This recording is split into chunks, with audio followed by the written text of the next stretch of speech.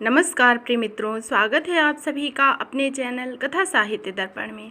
मित्रों, कहानी श्रृंखला में आज हम लोग सुनने जा रहे हैं गिरिजा दत्त बाजपेयी द्वारा लिखी हुई कहानी पंडित और पंडितानी। यह कहानियाँ हिंदी की प्रथम कहानियों की श्रेणी में शामिल रही है। तो आइए सुनते हैं। पंडित जी की अवस्था करीब 45 वर्ष की है। उनकी पत्नी 20 वर्ष की हैं। पंडित जी अंग्रेजी और संस्कृत में विद्वान हैं और कई पुस्तकें लिख चुके हैं। सप्ताह में 2 बार उन्हें समाचार पत्र और मासिक पुस्तकों के लिए लिखने को नियम बनाया हुआ। विशेषकर इन दिनों में जब वे कुछ लिखते होते हैं तब उनकी युवा पत्नी उनको बातचीत करने में लगाना चाहती है। पंडितानी रूपवती हैं, कुछ पढ़ी लिखी भी हैं, उम्र भी बहुत कम है। इन सब कारणों से वाद विवाद में पंडित जी को उनसे हारना ही उचित लगता है। एक दिन का हाल सुनिए। कमरे के एक कोने में जहाँ मेज कुर्सी लगी हुई पंडित जी बैठे हुए एक विश्वविख्यात कवि के कविता चातुर्य पर कुछ लिख रहे थे। थोड़ी ही दूर पर पंडितानी भी बैठी हुई थी, एक समाचार पत्र पढ़ रही थी। कुछ देर सन्नाटे के बाद पंडितानी अपने पति का ध्यान अपनी ओर खींचने के लिए जरा खांसी। पंडित जी ने इसकी कुछ परवाह न की और वे अपने काम में लगे रहे। सुना। पंडित जी ने पहले सुना तो टाल दिया, परंतु बहरे तो थे नहीं। दोबारा उन्हें बोलना ही पड़ा। हाँ, आज्ञा। क्या कुछ जरूरी काम में हो? नहीं, कुछ जरूरी नहीं। करते हुए पंडित जी ने, हमको केवल 50 पन्ने का एक लेख लिखकर आज रात को ही भेजना है, लेकिन हम यहाँ कुछ नहीं समझते। कहो, तुम्हें क्या कहना है? इस पत्र में एक बड़े अच्छे तोते का विज्ञापन है। यह तुम्हें मालूम ही है कि तोता पालने की मुझे बहुत दिनों से इच्छा हो रही है। अगर मैं यह विज्ञापन काट कर तुम्हें दे दूं तो तुम कर्नेलगंज में बोस कंपनी की दुकान पर से उसे ले आओगे। पंडित जी ने कलम तो रख दी और जरा जोर से सांस खींच कर बोले, प्रिय, क्या तुम सचमुच तोता पालना चाहती हो? क्या तुम्हारा यही इरादा है? क्यों नहीं, और लोगों के पास भी तो तोते हैं, और यह तोता जिसका मैं जिक्र कर रही हूँ वह बोल सकता है। जब तुम बाहर होगी वह मेरे लिए एक साथी होगा। हाँ, यह तो ठीक है। मुझे विश्वास है कि मेरे ना होने पर तुम तोते से जी बहला सकोगी, परंतु वह तोता मेरे लिए किस काम का होगा, यह सोचा है तुमने? वह तुम्हें प्रसन्न रखेगा, नए नए ख्याल तुम उससे सीख सकोगे। ज़रूर, मगर जब नए नए ख्याल मेरे ध्यान में ना आवेंगे तो उनके लिए बोलते हुए तोते के पास मैं नहीं जाऊंगा। इतना कह पंडित जी फिर लिखने में लग गए। भौं चढ़ाकर उन्होंने अपना ध्यान कालिदास की ओर खींचना चाहा।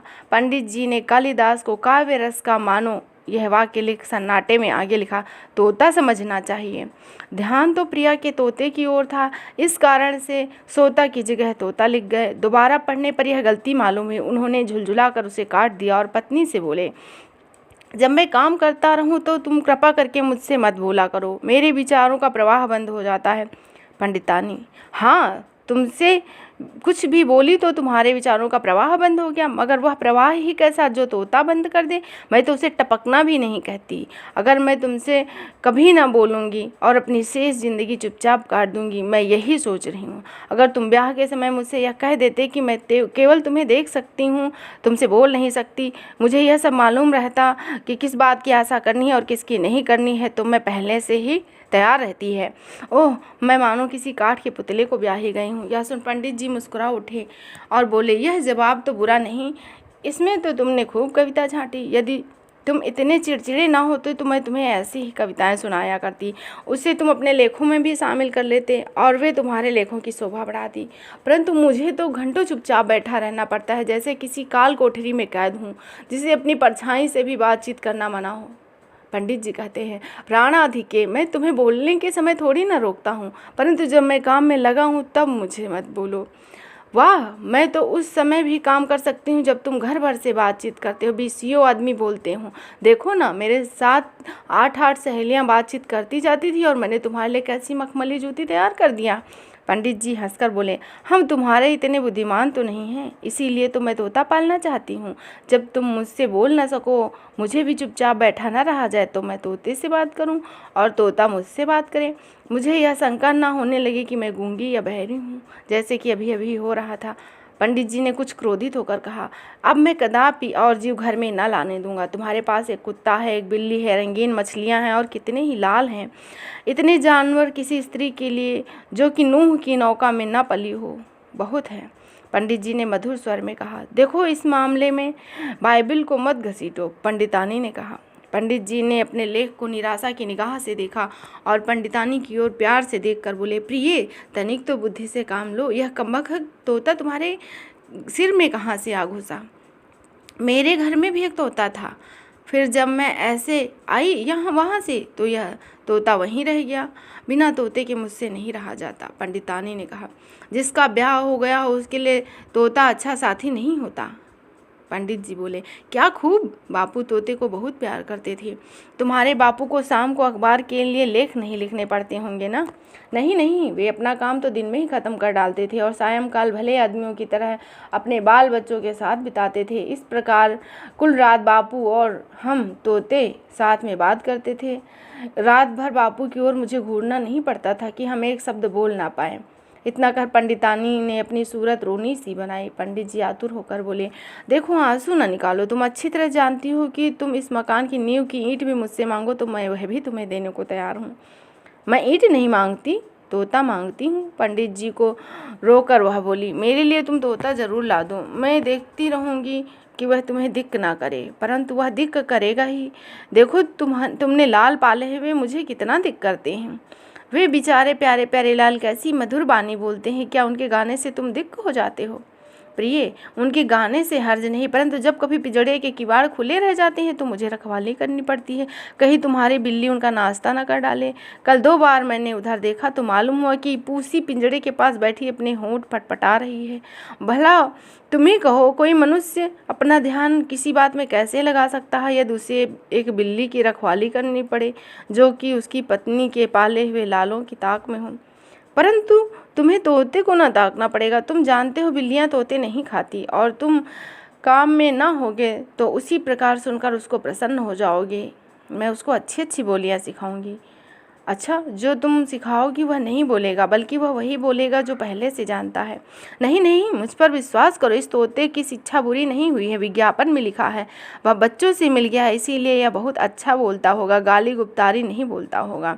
उससे घर में आदमियों पर अच्छा प्रभाव पड़ेगा। मेरा भाई तोते के आने से पहले गाली गलौज करता था, परंतु जब से तोता आया तब से उसने गाली गलौज करना बंद कर दिया कि कहीं तोता भी ना सीख ले। अच्छा, अपना ख्याल तुम एकदम दूर रखो। घर में तोते की मौजूदगी मुझे आपे से बाहर कर देगी। जब वह चीखने लगेगा तब ना जाने क्या क्या मैं बक जाऊंगा। इसके सिवा मेरे इज्जतदार भले मानस और सीधे साधे पड़ोसियों को एक चीखते हुए तोते से बड़ी परेशानी होगी। हाँ, तुम तो पड़ोसियों का ख्याल रखो। तुम्हें इस बात से क्या ख्याल कि मुझे कितना दुख है? तुम सब ध्यान गैरों का रखो। भले कल मैं अपने मकान के सामने वाली हवेली में कहला भेजूंगी कि वे कुत्ता ना पालें, क्योंकि घंटों वहाँ दरवाजे पर भौंकता है और मैं तोता नहीं पाल सकती तो वो कुत्ता भी नहीं पालेंगे। और हाँ, पड़ोस में अभी एक बच्चा हुआ, वह करीब करीब रात भर चिल्लाता है। मैं उसके लिए भी वैसा ही कहला भेजूंगी। अगर मैं उनके कारण तोता न रख सकूंगी तो वो मेरे कारण बच्चा ना रख पाएंगे। इतने पर पंडित जी ने कालिदास और उनका काव्य हटा दिया और कुर्सी फेर कर अपनी अर्धांगिनी के सम्मुख हो गए। प्रियतमे, यदि तुम बुद्धिमानी से बात करो तो मैं तुम्हारी बात सुनूंगा, वरना नहीं। भला पड़ोसी के बच्चे और तुम्हारे तोते से क्या संबंध? संबंध क्यों नहीं, खूब संबंध है। अगर कोई मेरा बच्चा हो, वह रात भर रोए तो तुम कहोगे कि तुम्हारा ध्यान बंटता है, इसलिए दाई को उसको लेकर छत पर या बाजार में बैठना पड़ेगा जिससे तुमको उसका रोना न सुनाई दे। तुम्हारे लिए तो एक स्थान ही अच्छा होगा।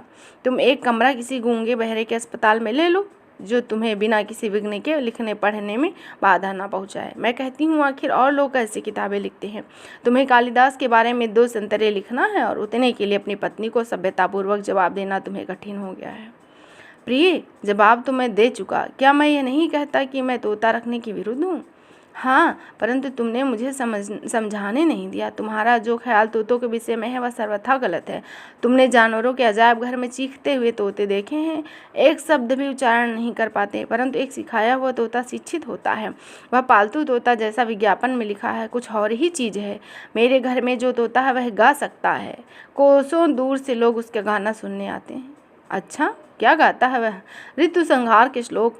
देखो, ऐसी बेबात मुझसे मत करो। ऋतु संहार के श्लोक पढ़ेगा क्या? वह कोई काशी का शास्त्री है? अच्छा, फिर बताओ वह क्या गाता है। इसमें तो कोई संदेह नहीं कि तुम तोता जरूर पालोगी, चाहे हम मना करें या नहीं। अब हमें मालूम इतना हो जाए कि क्या बकबक कर सुबह दोपहर शाम हर समय वह हमारे कान फोड़ेगा। उसके कान फोड़ने की कोई बात नहीं। तुम तो ऐसा कहते हो गोया मेरे घर के सब आदमी जंगली हैं, गान विद्या जानते ही नहीं। याद रखिए उनमें बुद्धि और सभ्यता तुमसे कुछ कम नहीं है। अच्छा, यह सब हमने माना। जरा बताइए तो सही, आपका वह सभ्य तोता क्या कहता है? वह कई बड़े ही मनोहर पद गाता है। नीचे का पद तो वह बड़ी सफाई से गाता है। वह कहता है सत्य गुरु दत्त शिव दत्त दाता। आह, क्या कहने। पंडित जी ने कुछ क्रोध और कुछ कटाक्ष में कहा, मैंने अपने जीवन में इससे अधिक अच्छा गाना कभी नहीं सुना। अगर यही गाना है तो मैं इस गाने पर दत्त दत्त पर धत्त कहता हूँ। देखो, मुझसे धत्त वत्त मत कहना, मैं कोई कुंजड़िन कबाड़िन नहीं हूँ। अरे खफा मत हो, पंडित जी ने कहा, मैंने तुम्हें दत्त थोड़ी कहा, तुम्हारे सभ्य तोते को कहा है। तुमने पूरा 1 घंटा नष्ट कर दिया, आप कृपा करके लिखने दोगी? इसी प्रकार पंडित जी ने चित्त खींचकर फिर कालिदास पर जमाया, लेकिन पंडितानी ने फिर चुपचाप, उनसे बर्दाश्त नहीं हुआ। थोड़ी देर में वे उस सन्नाटे से व्याकुल होकर बोली और पंडित जी के पास आई। उनका ध्यान आकर्षित करते हुए बोली, अच्छा तो मैं पूछती हूँ, अगर मैं एक तोता ना पालूँ तो तुम 6 कुत्ते कैसे पालोगी? 6 कुत्ते, और उनमें से एक काटने वाला जिसने धोबिन को काटा, नाइन तेलिन तमोलिन तक का आना मुश्किल कर रखा है। अहीर जब दूध दूहने आता है तो 2 नौकर उस कुत्ते को पकड़ने के लिए चाहिए। यह सब तुम जानते हो, तब भी उसे नहीं निकालते। अभी उस दिन तुम्हारे मेहतर को तुमको 2 रुपए देने पड़े, जिससे वह उसके काटने की खबर पुलिस को ना दे। जनकिया महरी को देख उस दिन वह ऐसा गुर्राया कि वह बेचारी गिर पड़ी। तुम ऐसा कुत्ता रखो, और यदि मैं छोटा मिष्टभाषी खूबसूरत निरुपम तोता पालने की इच्छा करूं तो ऐसा लगे जैसे कोई बाघ लाना चाहती हूँ। पंडित जी से अब आगे कुछ ना बन पड़ी। उन्होंने पंडितानी के दोनों हाथ अपने हाथ में ले प्यार से दबाया और उनके मुख पर एक चुंबन करके कहा, अच्छा तो हम तुम्हारे लिए 1 नहीं 6 तोते ला देंगे, अब तुम प्रसन्न? इस पर पंडितानी ने प्रसन्नतापूर्वक फूल कर चुपचाप बैठी और पति ने जल्दी जल्दी अपना लेख समाप्त कर लिया। ईसाइयों की धर्म पुस्तक बाइबिल में लिखा है, जब संसारी जीवों के पातक के कांपण आई हुई भयंकर बाढ़ से बचने के लिए नूह ने ईश्वर के आज्ञा अनुसार एक बड़ी किश्ती बनाई और उसमें शरण ली, तो उन्होंने अपने बाल बच्चों के अतिरिक्त सभी जंतुओं का एक एक जोड़ा भी साथ लिया। तो इस तरह आपने सुना पंडित गिरजादत्त बाजपेयी द्वारा लिखी हुई कहानी पंडित और पंडितानी। आशा करती हूँ यह आपको अवश्य ही पसंद आई होगी। तो फिर मिलेंगे इसी तरह एक नए तथ्य के साथ। तब तक के लिए धन्यवाद।